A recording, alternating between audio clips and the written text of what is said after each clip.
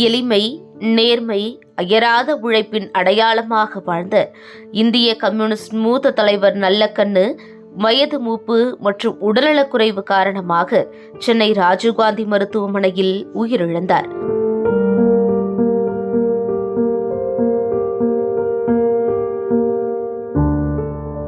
அரசியல்வாதிகளுக்கு முன்னுதாரணமாக வாழ்ந்த நல்லக்கண்ணுவின் வாழ்க்கை அவ்வளவு எளிமையானதாக இல்லை. ஒருங்கிணைந்த திருநெல்வேலி மாவட்டத்தில் உள்ள ஸ்ரீவைகுண்டத்தில் 10 பேர் கொண்ட விவசாய குடும்பத்தில் 1925 டிசம்பர் 26 ராமசாமி கருப்பாயி தம்பதியின் 3வது மகனாக பிறந்தார் நல்லக்கண்ணு. ஸ்ரீவைகுண்டத்தில் உள்ள காரனேஷன் உயர்நிலைப் பள்ளியில் படித்த நல்லக்கண்ணுவுக்கு பொது உடைமை கருத்துக்களை பள்ளி ஆசிரியராக இருந்த பாலவேஷம் அறிமுகம் செய்து வைத்தார்.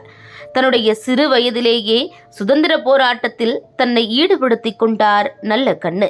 அங்கு தொடங்கி அவருடைய போராட்ட வாழ்க்கை அவருடைய வாழ்க்கையில் பெரும்பாலும் போராட்டக் களங்களிலேயே கழித்தார். இந்திய சுதந்திர போராட்டம், விவசாயிகள் போராட்டம், தீண்டாமைக்கு எதிரான போராட்டம், கனிமவள கொள்ளைக்கு எதிரான போராட்டம் என தனது வாழ்நாளில் குறிப்பிட்ட பகுதியை போராட்டம், சிறை வாழ்க்கை என வாழ்ந்தவர் நல்லக்கண்ணு.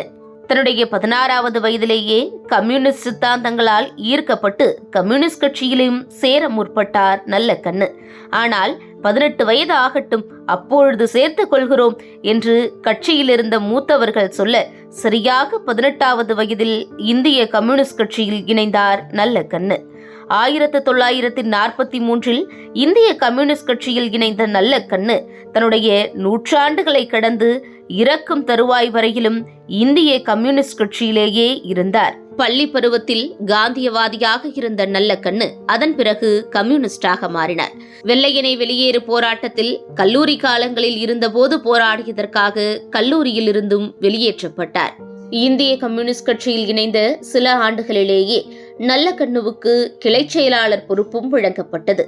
1948 உழுபவனுக்கே நிலம் சொந்தம் என்ற போராட்டத்தை இந்திய கம்யூனிஸ்ட் கட்சி முன்னெடுத்தது. ஆயுதம் தாங்கிய போராட்டமாக இது இருந்ததாக சொல்லப்படுகிறது. இந்திய அரசுக்கு எதிராக செயல்பட்டதாக தொடரப்பட்ட நெல்லை சதி வழக்கில் நல்லக்கண்ணுவும் சேர்க்கப்பட்டார். 1949 டிசம்பர் 20 தன்னுடைய நண்பர் வீட்டில் தலைமறைவாக இருந்த நல்லக்கண்ணுவை காவல்துறையினர் கைது செய்தனர். கைது செய்யப்பட்ட நல்லக்கண்ணுவின் மீசை முடிகள் புடுங்கி எடுக்கப்பட்டது, தீ வைத்து பொசுக்கப்பட்டது. இதனால் அன்று மீசையை துறந்த நல்லக்கண்ணு தன் வாழ்நாள் இறுதி வரை மீசை வைக்கவில்லை. இந்த வழக்கில் 7 ஆண்டுகள் நல்லக்கண்ணு சிறையில் இருந்தார். சிறையிலிருந்து வெளியே வந்த நல்லக்கண்ணுவுக்கு சாதி மறுப்பு போராளி அன்னச்சாமி தன்னுடைய மகளை கொடுக்க முன்வந்தார். ஜூன் 5, 1958 நெல்லையில் நல்லக்கண்ணுவுக்கும் ரஞ்சிதத்திற்கும் திருமணம் நடைபெற்றது. ஒரு காலகட்டத்தில் மாநிலம் முழுவதும் நிலச்சுவாந்தாரர்களின் கைகளிலேயே நிலம் இருந்தது. அன்றைய காலகட்டத்தில் தலித் மக்கள் வீடுகளையோ நிலங்களையோ வைத்துக் கொள்ள முடியாத நிலை இருந்தது. இப்படி வீடற்ற நிலமற்ற தலித் மக்களுக்கான, ஒடுக்கப்பட்ட மக்களுக்கான குரலாக ஓங்கி ஒலித்து களத்தில் போராடியவர் நல்லக்கண்ணு. வீடுகளுக்கு நிலை வைக்கும் உரிமையை நிலைநாட்டும் போராட்டம், செருப்பு அணிந்து பொது வீதியில் நடக்கும் போராட்டம் என இன்று நமக்கு சகஜமாக தெரியும் விஷயங்களை எல்லாம் அந்த காலத்தில் போராடி பெற்ற தலைவர்களில் தலையாயவர் நல்லக்கண்ணு. சுற்றுச்சூழல் மீதும் அயராத அக்கறை கொண்டு போராடியவர் நல்லக்கண்ணு. குற்றால அருவிக்கு அருகில் ரேஸ்கோர்ஸ் அமைக்க முயற்சித்த போது 1985 இதழில் கட்டுரை எழுதியே தடுத்தவர் நல்லக்கண்ணு. 2010 தன்னுடைய 80 வயதை கடந்தும் தாமிரபரணியில் மணல் கொள்ளையை தடுப்பதற்காக மதுரை உயர்நீதிமன்ற கிளையில் தானே வழக்கறிஞராக வாதாடி அந்த வழக்கில் வெற்றியும் கண்டார். பாரதியார், பாரதிதாசன் மீது நாட்டம் கொண்டவராகவும் இருந்தார் நல்லக்கண்ணு. அரசியல்வாதிகளில் புத்தகங்களின் மீது நாட்டம் கொண்டவராகவும் அதிக புத்தகங்கள் படித்தவரில் ஒருவர் நல்லக்கண்ணு. பாரதியார், பாரதிதாசன் மீது கொண்ட நாட்டத்தின் காரணமாக தன்னுடைய முதல் மகளுக்கு காசி பாரதி என்றும், பேத்தி ஒருவருக்கு பாரதி கண்ணம்மா என்றும் பெயர் வைத்தார். இப்படி மக்களுக்காக போராடிய மக்கள் தலைவரான நல்லக்கண்ணு தேர்தலில் 3 முறை களமிறங்கியும் 3 முறையும் தோல்வியையே தழுவினார். 1967, 1977 என 2 முறை சட்டப்பேரவைத் தேர்தலில் அம்பாசமுத்திரத்தில் களமிறங்கிய நல்லக்கண்ணுவுக்கு தோல்வியே கிட்டியது. 1999 மக்களவைத் தேர்தலில் கோயமுத்தூரில் களமிறங்கிய போதும் தோல்வி மட்டுமே கிட்டியது.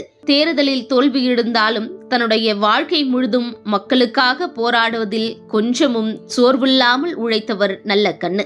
இப்படி மக்களுக்காக வாழ்ந்த மக்கள் தலைவரான நல்லக்கண்ணுவுக்கு அரசு சார்பில் 2022ஆம் ஆண்டில் உயரிய விருதான தகைசால் தமிழர் விருதுடன் 10 லட்சம் ரூபாய் ரொக்கம் வழங்கப்பட்டது. ஆனால் அந்த 10 லட்சத்துடன் அவர் கையில் இருந்து 5,000ஐயும் சேர்த்து முதல்வர் பொது நிவாரண நிதிக்கே வழங்கினார் நல்லக்கண்ணு. இது முதல் முறை அல்ல.